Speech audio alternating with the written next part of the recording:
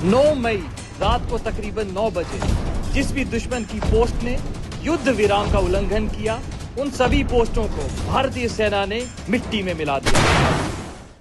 Operation സിന്ദൂറിൽ Pakistan സൈനിക കേന്ദ്രങ്ങൾ തകർക്കുന്ന കൂടുതൽ ദൃശ്യങ്ങൾ പുറത്തുവിട്ട് കരസേന.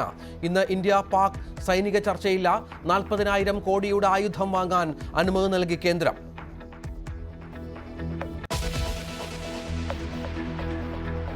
രണ്ടു നാളായി തുടരുന്ന പ്രകമ്പനങ്ങളിൽ ആശങ്കയിലായി കോഴിക്കോട് കായക്കുടിയിലെ ജനങ്ങൾ. പേടിക്കാനില്ലെന്ന് ജിയോളജി വകുപ്പ്. ദുരന്ത നിവാരണ അതോറിറ്റി പരിശോധിക്കണമെന്ന് നിർദ്ദേശം.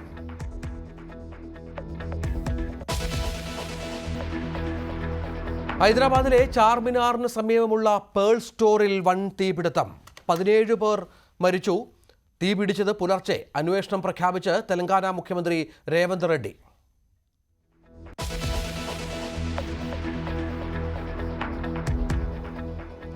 ലിയോ 14 മാർപ്പാപ്പയുടെ സ്ഥാനാരോഹണ ചടങ്ങുകൾ അല്പസമയത്തിനകം വത്തിക്കാനിൽ സെയിന്റ് പീറ്റേഴ്സ് സ്ക്വയറിൽ പ്രത്യേക കുർബാന അർപ്പിക്കും.